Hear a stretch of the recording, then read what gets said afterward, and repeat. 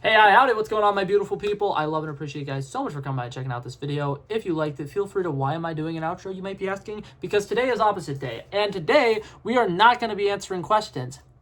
Anyways, so basically, welcome to Questions, the series where I am going through this 3,000 question book and slowly but surely answering every single one of the questions. If you are new here, what I do is I open up to a random page. Each page has 15 questions, and I'm just going to be answering them and kind of having a little discussion with it. So today, we are going to be answering questions 421 through 435. So, the first question, are you guys ready? Buckle up. Did you get your snack? I'll give you a couple seconds to quickly grab your snack. Let's get into this. What's the worst thing your parents ever said to you? This is a very easy one. My mom, what's it called? I love her to death. Sometimes she's not great with her words, if we're being totally honest. And one thing that she said was that she was disappointed to have me. That was like the exact quote. And basically, the context was she didn't know that she could have a boy, because growing up, she always had daughters. Like my three older siblings are all daughters, they're all females, and her mom had only females. So she was kind of under this notion that like she can't have a son. And I was her last kid, and when they had the gender reveal, she apparently got like literally depressed because she was like, I can't have a boy. This is impossible. I can't possibly have a boy. Boys are terrible. I don't want a boy. And she has told me since then that, you know, she's very happy that I, you know, am her son, and that she, you know, kind of was able to realize that, wow, men don't really suck. It's just some men that suck, which I think is great. Like, she's literally told me that. She works in a school, and she's like, you know, you're the reason I know that not all teenage boys are shitty people. And I'm like, okay. I was like, that's weird. But yeah, one day on my way to a soccer game, she just told me that I was a disappointment. And I will never forget that moment. Anyways, what is/was your worst nightmare? Being forgotten. I think that that's a terrifying thing. Like, the one thing that is kind of like scary about modern day society is like, you know how screwed you are if you lose your phone and your wallet. Like, if you lose those two things and like your friends or whatever all leave you, like, the way society is nowadays, you don't like memorize people's phone numbers necessarily. So like, if it came down to it and I was lost in a crowd of people or whatever, and I was in like maybe another country or something like that, and I lost my group or whatever, and I didn't have my phone on me, I didn't have my wallet on me, I would probably be dead. Like, genuinely dead. I don't know how I would do it. So I'm just gonna say lost, because yeah, that's spooky to me. Anyways, do you hold a grudge? Yes. If your name is Dalton and you stole my soccer ball from me in recess back in 3rd grade, I'm still pissed at you. That was my favorite soccer ball, you asshole. Anyways, I actually don't know anybody named Dalton. That was a fake story, but was it convincing? I don't know. Anyways, next question. Have you ever crashed a wedding? I've never been to a wedding, sadly. I can't wait until some of my friends, though, start getting married, because I really hope that I get invited to those weddings and I get to go see, you know, my boys all dressed up and dapper and, you know, marrying the love of their lives. I don't know. It'd be fun. But sadly, as of right now, I have not. I haven't even seen the movie Wedding Crashers, and I want to, because it's a movie that I have on DVD, but I've never seen it. Next question. In your opinion, what is the most toxic personality trait? I feel like anybody who automatically has to make things about themselves, one of my older sisters, will always find a way to make things about herself, and it always sucks because anytime I am ever going through something difficult in my life and I like bring it up in front of her, she finds a way to compare it to her current situation in life, and it drives me insane, because even now she'll be like, oh, why do you never come to me with things? Like, every time you have problems, you always go to the other sisters and stuff like that. And I'm like, because if I tell you, oh, I'm really sad because this, you know, situation's going on, you'll be like, oh, I remember that one time when I was in 9th grade, this thing happened, and it was really, really terrible, and it made me really sad. And I'm like, dude, you are 26 years old. Can you please show that you have, you know, empathy towards other human beings? It is depressing. But I'm just gonna put like self-conceited on here because I don't have room to write a full long answer. The next question, in what ways are you quirky?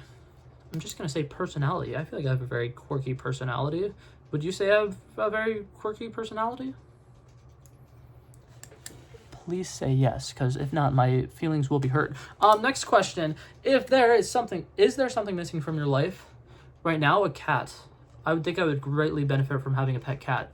I miss having cats in my life. Literally, since I was like pretty much as long as I can remember, I've always had a cat in my house. And when my cat passed away, like our older cat that was like 14, 15 years old or something like that, passed away last year, my mom was like, that's it, I'm done with cats. I never want a cat in my life ever again. It was, and I don't know why, she just really does not like cats. So I'm not gonna be able to get a cat until I move out. And it makes me sad. I miss them because they're little crackheads. They have so much personality. And like, I love dogs. I've never met a dog with as much personality as like some of the crazy orange cats that I've had in my life. Next question. Too much is never enough. What? Too much is never enough? ... question mark. That's the question. I'm assuming that they're saying that something that you can't get enough of.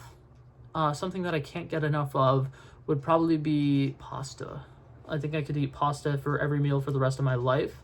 That being said, I don't know. Another answer could be pop figures, because I don't know how much I have, but I think it's over 100. I could be wrong. I actually have no idea. The next question, which is preferable, violin or piano? People who know how to play the violin are the coolest fucking people. And I don't care if maybe that's like a wrong thing to say, because don't get me wrong, playing the piano, also a really cool thing. It takes a lot of skill. I personally cannot do it. I have a keyboard and I've tried for years to learn even the basic songs and I can't quite figure it out. But people who play the piano, just something about them is just so like elegant. And it feels like, I don't know, they radiate this energy that's just like angelic, I guess. So I'm gonna say violin. But obviously, like, if I'm just like having like a regular sit down meal and they're like, what kind of music would I want playing? Probably piano. I feel like violin's for like very fancy occasions. Question 430. We got about 6 left. Do you have, oh, it's 5 left. I know how to count. Wait, 1, 2, 3, 4, 5, 6. I was right the first time. We're gonna ignore that. Anyways, do you have a secret place you can go to when you want to be alone? No, not necessarily, but what's it called? Back when I first moved into this house, the closet that I have is kind of like a walk-in closet, and I was working on turning it into like a little comfort room and putting like a beanbag chair in there, and I was gonna like set it up so that I could have my laptop in there and like have a little mini movie night in there. And it was kind of fun to do that once. So I'm gonna say my cozy closet. What's it called? In the future, when I'm a parent, I want to have that like, you know, like trope in movies where it's like the parent that's really depressed and is secretly an alcoholic has their closet where they keep all of their like junk food and stuff like that. I want that in the future. Next question. What's the funniest thing you've ever done to your parents? I don't think I have an answer for this, but this July I have the opportunity to do the funniest thing ever.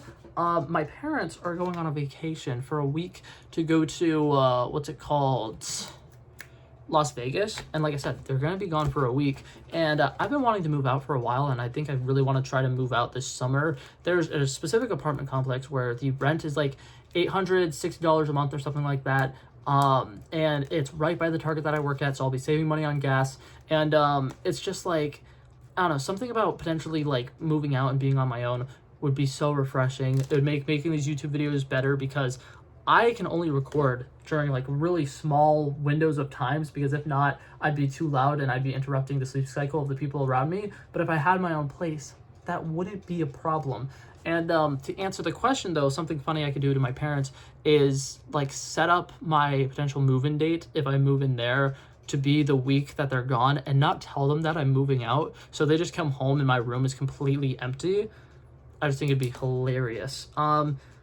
But yeah, the next question is, did you or will you go to prom? I did go to prom, and I went to prom with my beautiful girlfriend. I absolutely love her.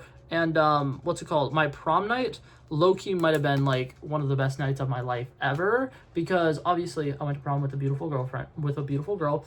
It was fun. It was nice. We were kind of matching a little bit. She was the runner-up for prom queen, and like still to this day, I don't know how I would have been if she was prom queen, because you know how much I'd be able to flex that like all the time. Like I already have a little bit of an ego. I would have an insanely high ego if my girlfriend was a prom queen. Anyways, but yeah, that night we danced. Obviously, we hung out with all the theater kids. That was fun. I call them theater kids. That's just what they're called. They were the people the same age as me. It's just the people we had theater with. And what's it called? We went to see Spider-Man No Way Home in the drive-in movies afterwards, and we just cuddled and watched that movie. That was like my 7th time watching it, and I think it was her first time watching it. So like during all of the big moments, I kept like just like excitedly like tapping her. It's fun. I love it. 3 questions left. What is your favorite season? I love winter, but only because I live in Florida. When I live in other states, it's gonna be fall. But what's it called? Winter is the only time of year where I could dress the way that I want to dress consistently. Because I love, like, I'm currently wearing long sleeves. Can't wear long sleeves during like 8 months out of the year. So the months that I can wear long sleeves, fantastic. Because I like wearing like an undershirt, a flannel, wearing like cute jackets. Like, I like wearing layers, and I can't do that in Florida. Question number dos. There's two more. What is the most romantic poem you've ever read or ever heard? Who wrote it? The poem that is said at the end of 10 Things I Hate About You is by far the most romantic one I've ever heard. I can't remember it exactly, but I just remember that it ends with so basically it's like an I hate you poem, and it starts with like, I hate this thing about you, I hate this thing about you, I hate this thing about you, and then the last thing is, but the thing I hate the most is that no matter how hard I try, I can never truly hate you, or something like that. And then it says like something about like, I can't even hate you, not even a little bit, or something like that. And it's just like such a beautiful scene. That movie might quite literally be my favorite movie of all time, and it's so good. But yeah, so that's my answer for that. And then, have you ever created an opportunity for somebody else?